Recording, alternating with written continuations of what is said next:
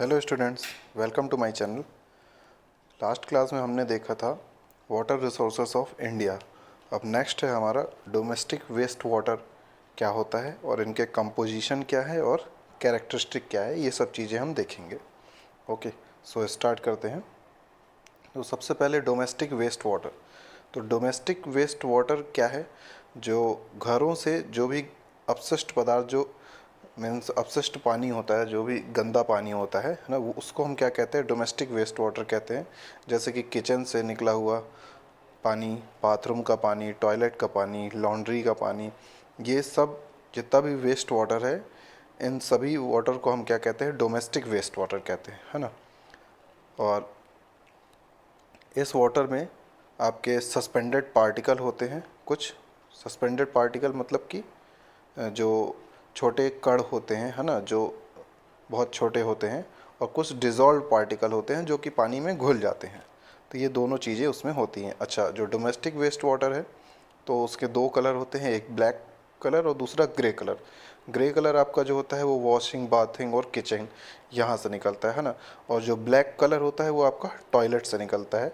जो भी आप मतलब यूरिन और फीसस वगैरह जो होते हैं, मल वगैरह जो होता है और यूरिन होता है, तो ये दोनों का कंपोजिशन आपका ब्लैक वाटर क्रिएट करता है। ठीक है, नेक्स्ट देखते हैं इसका कंपोजिशन। तो वेस्ट वाटर का कंपोजिशन मीन्स इसमें क्या क्या कंपोनेंट होते हैं।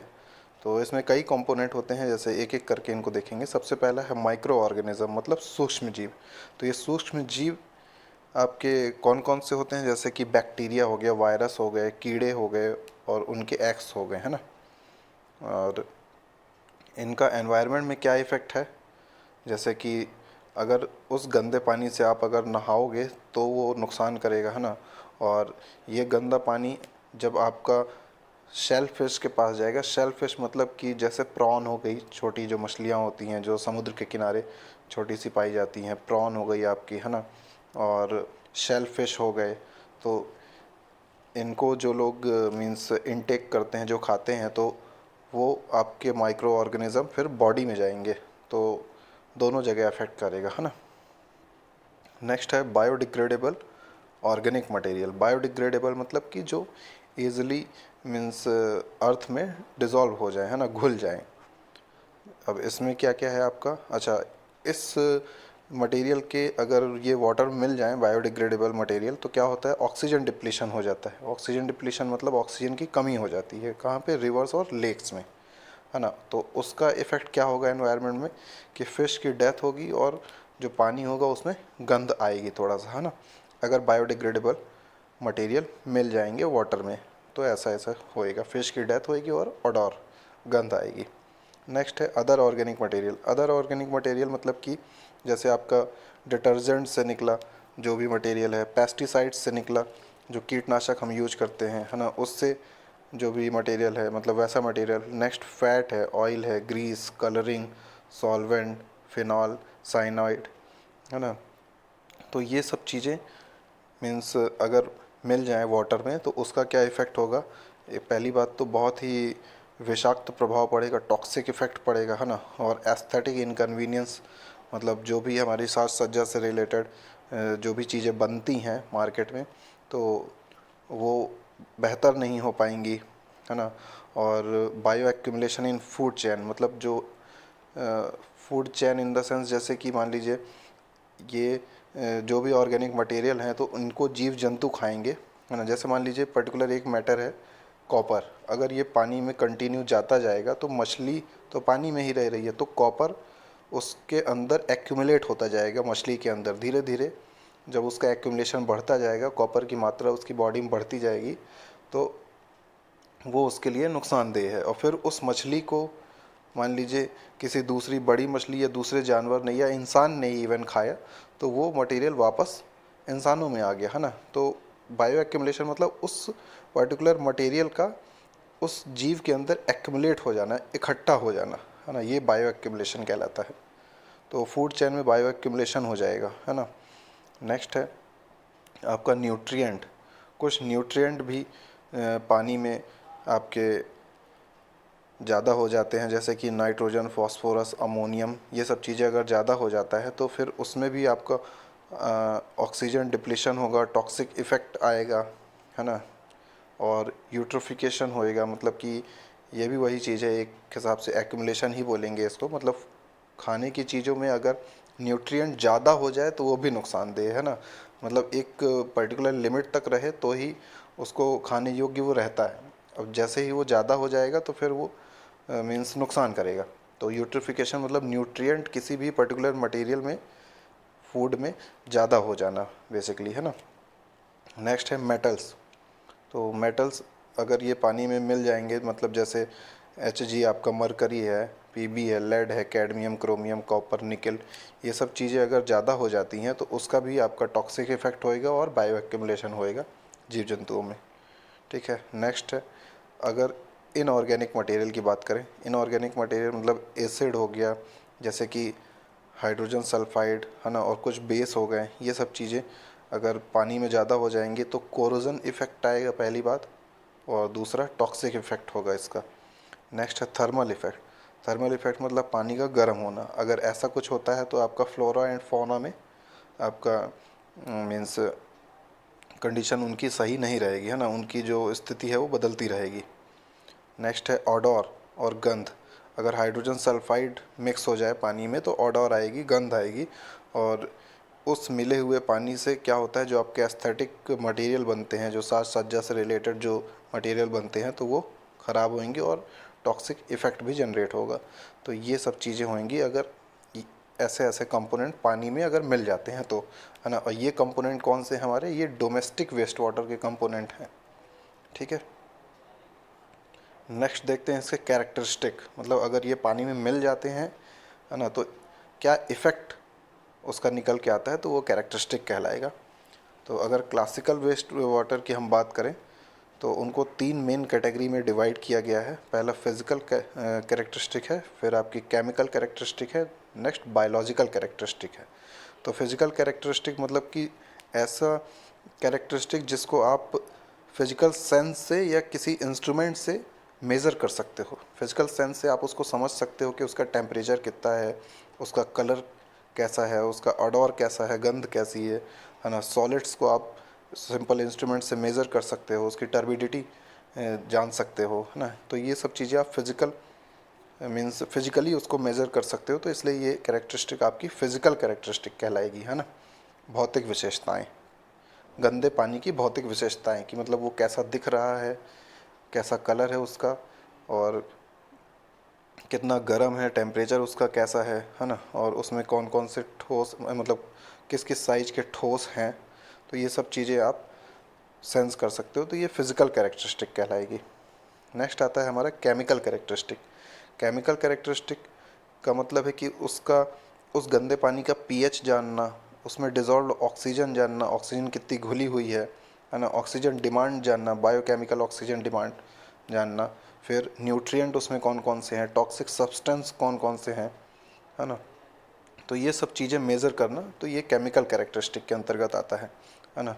अच्छा, इसमें एक शब्द आया था बायोकेमिकल ऑक्सीजन डिमांड, तो इसको हम सेपरेटली पढ़ेंगे कि बायोकेमिकल ऑक्सीजन डिमांड क्या है, क्योंकि ये एग्ज़ाम पॉइंट ऑफ व्यू से बहुत ही इम्पोर्टेंट है ना। सो अभी यहीं पे नेक्स्ट देखते हैं। नेक्स्ट है बायोलॉजिकल कैरेक्टरिस्टिक। बायोलॉजिकल कैरेक्टरिस्टिक मतलब कि कौन कौन से उसके बायोलॉजी वाले ऑर्गेनिज्म जो होते हैं, जैसे कि बैक्टीरिया, वायरस, पैरासाइट्स, तो वो कितने मात्रा में अवेलेबल है और कैसा बिहेव कर रहे हैं पानी में, है ना। तो ये सब चीज़ें बायोलॉजिकल कैरेक्टरिस्टिक के अंतर्गत आती हैं। तो अगर मैं कैरेक्टरिस्टिक की बात करूं कि क्या क्या कैरेक्टरिस्टिक होती हैं फिज़िकल कैरेक्टरिस्टिक में, तो फिज़िकल के अंदर आपका turbidity, colour, odour, total solids and temperature, ये आपका फिज़िकल कैरेक्टरिस्टिक में होता है। नेक्स्ट है chemical characteristic. Due to chemical impurity, जो केमिकल इम्प्योरिटी मिली होती हैं तो उसकी वजह से केमिकल कैरेक्टरिस्टिक आपकी क्या क्या निकल के आएंगी। तो पहला है केमिकल ऑक्सीजन डिमांड, नेक्स्ट है total organic carbon, next nitrogen, phosphorus, chloride, sulphates, alkalinity, फिर पीएच है, heavy metal, trace element and priority pollutant. तो ये सब चीज़ें आपकी केमिकल कैरेक्टरिस्टिक में आएंगी। मतलब इन सब चीज़ों को आप जब मेज़र करोगे तो मतलब आप उसकी केमिकल कैरेक्टरिस्टिक को, या रासायनिक मीन्स कहा जाए उसकी कैरेक्टरिस्टिक, मतलब रासायनिक लक्षण को आप उसको पहचान रहे हो, है ना। नेक्स्ट है biological characteristic due to contaminants. तो बायोलॉजिकल कैरेक्टरिस्टिक मतलब आपकी जो भी जैविक लक्षण हैं तो उनको कैसे आप देखोगे, पहचानोगे, तो वो बायोकेमिकल ऑक्सीजन डिमांड के थ्रू जानेंगे, oxygen required for nitrification and microbial population, इन सब चीज़ों से हम बायोलॉजिकल कैरेक्टरिस्टिक को मेज़र करेंगे, है ना, जो उसकी जैविक लक्षण हैं उनको हम नापेंगे। तो पहला है फिजिकल कैरेक्टरिस्टिक। तो फर्स्ट पॉइंट इसमें क्या है, physically domestic waste water is usually characterised by grey colour, musty odour and has a solid content of about 0.1%। तो जो डोमेस्टिक वेस्ट वाटर है तो वो ग्रे कलर का है, मस्टी ऑडर मतलब उसकी मटमैली गंध है ना, उसकी मटमैली गंध होती है, और जो उसके अंदर जो सॉलिड है तो वो लगभग 0.1% होता है। ठीक है, अब ये सॉलिड मटेरियल किस किस चीज़ों का बना होता है, मतलब जो वेस्ट वाटर में जो सॉलिड है तो वो उसके अंदर मीन्स सॉलिड किस किस फॉर्म से आता है। तो पहला फीसस से यानी मल से, next food particle, toilet paper, grease, oil, soap, salt, metal, detergent, sand and grit. तो इन सब चीज़ों का बेसिकली मिक्सचर है जो डोमेस्टिक वेस्ट वाटर में होता है और ये सॉलिड है ना। तो पहली चीज़ तो ये हो गई। नेक्स्ट है the solid can be suspended. तो जो सॉलिड है तो वो सस्पेंडेड मतलब जो ना घुल पाए पानी में, है ना, तो 30% लगभग ऐसा होता है, और जो 70% सॉलिड होते हैं वो डिज़ोल्व हो जाते हैं पानी में, घुल जाते हैं अच्छे से, है ना, जिनको प्रेसिपिटेशन के थ्रू केमिकल या बायोलॉजिकल प्रोसेस से हम उसको निकाल सकते हैं उस ठोस को, है ना। From a physical point of view the suspended solid can lead to development of sludge deposit. जो आपके सस्पेंडेड सॉलिड हैं तो वो बेसिकली एक जगह पे जमा हो जाते हैं, है ना, and anaerobic condition when discharge into receiving element. तो जब इनको आप रिसीविंग एनवायरनमेंट, जब आप इनको एनवायरनमेंट में छोड़ेंगे इस गंदे पानी को, तो उस पानी में ऑक्सीजन की मात्रा नहीं रहेगी। एनारोबिक कंडीशन मतलब कि ऐसा कंडीशन जिसमें ऑक्सीजन ना हो, है ना। तो इस पानी को जब आप एनवायरनमेंट में छोड़ेंगे तो फिर उसमें ऑक्सीजन की मात्रा बहुत ही कम रहेगी। पहली बात तो उसके जो सस्पेंडेड पार्टिकल हैं वो एक जगह जमा हो जाएंगे और उस पानी में ऑक्सीजन की मात्रा बहुत ही कम होगी, है ना, या ना के बराबर होगी। तो ये आपके फिजिकल कैरेक्टरिस्टिक हुए। ठीक है, नेक्स्ट है केमिकल कैरेक्टरिस्टिक। तो chemically waste water is composed of organic and inorganic compound as well as various gases. तो जो आपका वेस्ट वाटर है तो अगर केमिकली देखेंगे तो उसमें ऑर्गेनिक कंपाउंड 70% होता है और इनऑर्गेनिक कंपाउंड आपका 30% होता है, और कुछ उसमें गैस भी होती है। ठीक है, organic compound consist primarily of carbohydrate. जो ऑर्गेनिक कंपाउंड है तो उसमें आपका कार्बोहाइड्रेट 25% है, प्रोटीन 65% है और 10% फैट्स हैं। ठीक है, विच reflects the diet of people, जो लोगों के आहार को दर्शाता है। ओके, अगर इनऑर्गेनिक कंपोनेंट की बात करें तो इनऑर्गेनिक में आपके मेटल्स आ जाएंगे, जो हैवी मेटल्स होते हैं, nitrogen, phosphorus, pH, sulphur, chloride, alkalinity, toxic compound, ये सब चीज़ें आपके इनऑर्गेनिक कंपोनेंट होते हैं जो कि पानी में अवेलेबल होते हैं, है ना।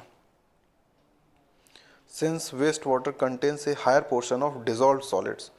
देखिए 70% मैंने बताया कि वो डिजॉल्व सॉलिड उसमें अवेलेबल होते हैं जो घुल जाते हैं पानी में, है ना, then suspended particle. About 85 to 90% of total inorganic component is dissolve. तो जितने भी ये आपके इनऑर्गेनिक कंपोनेंट हैं, मतलब कि इनऑर्गेनिक आपका कौन से, ये जो मेटल्स हैं आपके heavy metals, nitrogen, phosphorus, sulphur, chloride, है ना, ये जितने भी हैं तो ये 80 to 90% आपके डिज़ोल्व हो जाते हैं, है ना, and about 55 to 60% of total organic compound is dissolve. तो 55 से 60% जो आपके ऑर्गेनिक कंपाउंड है वो डिज़ोल्व हो जाते हैं। तो सबसे ज़्यादा डिज़ोल्व कौन हो रहा है, इनऑर्गेनिक कंपोनेंट, फिर उसके बाद आपका ऑर्गेनिक कंपोनेंट पानी में डिज़ोल्व हो जाता है ना। ये इसकी केमिकल कैरेक्टरिस्टिक है। और गैसेस अगर बात करें तो hydrogen sulphide, methane, ammonia, oxygen, carbon dioxide और नाइट्रोजन, ये सब चीज़ें पानी में डिज़ोल्व हो जाती हैं, है ना, मतलब वेस्ट वाटर में ये सब चीज़ें भी डिज़ोल्व हो जाती है। अब इसको केमिकल मतलब केमिकल कैरेक्टरिस्टिक के अंतर्गत इसको हम देखते हैं कि क्या क्या चीज़ें इसमें डिज़ोल्व है, कितना ऑर्गेनिक कंपाउंड है, कितना इनऑर्गेनिक कंपाउंड है ना, कितना डिज़ोल्व हो रहा है, कितना सस्पेंडेड पार्टिकल हैं। तो ये सब चीज़ें हम केमिकल कैरेक्टरिस्टिक के थ्रू मेज़र कर सकते हैं। ओके, नेक्स्ट आता है हमारा बायोलॉजिकल कैरेक्टरिस्टिक। तो बायोलॉजिकल कैरेक्टरिस्टिक की बात करें तो वेस्ट वाटर में जो माइक्रो ऑर्गेनिज़म होते हैं, है ना, माइक्रो ऑर्गेनिज्म मतलब सूक्ष्म जीव, ठीक है, जैसे कि प्रोटिस्टा। प्रोटिस्टा मतलब कि ऐसा होता है कि जो यूनिसेलुलर होते हैं, यूनिसेलुलर मतलब जिसके एक सेल होते हैं, है ना, जैसे कि आपका बैक्टीरिया, फंगी, प्रोटोजोआ, ये सब यूनिसेलुलर होते हैं, है ना। बेसिकली ये एक लिविंग ऑर्गेनिज्म में सबसे फर्स्ट क्लास आती है आपकी प्रोटिस्टा, ठीक है, वो यूनिसेलुलर होते हैं। फिर उसके बाद आता है मल्टी सेलुलर। मल्टी सेलुलर मतलब कि जैसे लिविंग ऑर्गेनिज्म में जैसे हम लोग हो गए, इंसान हो गए, है ना, ये आपके मल्टी सेलुलर कहलाते हैं। हमारे अंदर कई सेल्स होते हैं, है ना। तो प्रोटिस्टा आपका मीन्स बैक्टीरिया, फंगी, प्रोटोजोआ, ये सब आपके प्रोटिस्टा कहलाते हैं ना। और पौधे, जानवर, ये सब आपके क्या है, माइक्रो ऑर्गेनिज्म, ठीक है। The category of protista include bacteria, fungi, protozoa, algae, है ना। तो ये सब चीज़ आपका ये प्रोटिस्टा में मीन्स कैटेगरी है कि प्रोटिस्टा के अंदर कौन कौन सा आएगा, बैक्टीरिया, फंगी, प्रोटोजोआ और एल्गाई मतलब शैवाल, है ना। Plant include ferns, mosses, seed plants and liverworts. तो इनके अंदर ये कौन कौन से प्लांट हैं, है ना। प्लांट इंक्लूड फंस, मॉसेस, आपके फर्न, काई, बीज, पौधे, और ये लिवर आर्ट्स, है ना, लिवर वॉर्ट्स, ये इंक्लूड हैं, ठीक है। फिर इन्वर्टिब्रेट्स और vertebrates are included in animal category. Invertebrates मतलब कि जिनमें आपका बोन मैरो ना हो, और वर्टिब्रेट्स मतलब जिसमें बोन मैरो रहती है। तो बोन मैरो इंसानों में रहती है ना। और आपका जो मीन्स चार पैर हो गए, जैसे कि गाय हो गई और बिल्ली हो गए, कुत्ते हो गए, तो ये सब वर्टिब्रेट्स कैटेगरी है। इन सब में बोन मैरो होता है। और इनवर्टिब्रेट्स मतलब कि जो छिपकली हो गई, सांप हो गए, है ना, मछली हो गई आपकी, ये सब इनवर्टिब्रेट्स कैटेगरी में आते हैं। ओके, तो ये एनिमल की कैटेगरी है, वर्टिब्रेट्स और इनवर्टिब्रेट्स, ठीक है। In terms of wastewater treatment, the most important category are protista, especially the bacteria, algae and protozoa. तो वेस्ट वाटर ट्रीटमेंट में अगर देखा जाए तो तीन चीज़ें इसमें होती हैं वेस्ट वाटर में, आपका प्रोटिस्टा, और प्रोटिस्टा के अंदर क्या क्या हो सकता है, उसमें बैक्टीरिया, एल्गाई और प्रोटोजोआ, ये तीन चीज़ें वेस्ट वाटर में होती हैं, है ना। Also waste water contain many pathogenic organism which generally originate from human who are infected with disease और who are carrier of particular disease। तो जो वेस्ट वाटर होता है तो बहुत ही मतलब उसमें वेस्ट वाटर मतलब जो अपशिष्ट जल होता है, तो उसमें बहुत सारे पैथोजेनिक ऑर्गेनिज्म भी इंक्लूड होते हैं। पैथोजेनिक मतलब जो रोगजनक जीव होते हैं, जिनको टच करने से ही रोग हो जाए, है ना। तो विच जनरली ओरिजिनेट फ्रॉम ह्यूमंस, जो मनुष्यों से ही उत्पन्न होते हैं, है ना, और जो बीमारी से संक्रमित हो या किसी विशेष बीमारी के वाहक होते हैं, है ना। मतलब कि कह रहा है कि waste water also waste water contains many pathogenic organism. जो वेस्ट वाटर होते हैं तो वो कई पैथोजेनिक ऑर्गेनिज्म उसमें होते हैं। जैसे अगर कोई एक आदमी बीमार हो गया गंदे पानी के थ्रू, तो वो आदमी ही नेक्स्ट उस वायरस या बैक्टीरिया को आगे बढ़ाने में सहयोग कर देता है ना। तो मतलब वो फैल जाता है बहुत तेज़ी से वो बीमारी। नेक्स्ट क्या कह रहा है, typically the concentration of faecal coliform found in raw waste water is about several 100,000 to tens of million per 100 ml of sample. मतलब आमतौर पर कच्चे अपशिष्ट जल में पाए जाने वाले मल कॉलीफॉर्म की सांद्रता प्रति 100 ml नमूने में कई लाख से 10 लाख तक होती है ना। जो कच्चे अपशिष्ट जल हैं, मतलब जो अपशिष्ट जल हैं, वेस्ट वाटर है, तो उसमें अगर मैं मल की सांद्रता की बात करूं तो 100 ml में कई लाख से 10 लाख तक वो पाया जाता है ना। मतलब उसका कंसंट्रेशन की बात कर रहे हैं। तो ये आपका कैरेक्टरिस्टिक हुआ। फिजिकल, केमिकल और biological characteristic. Okay, thank you.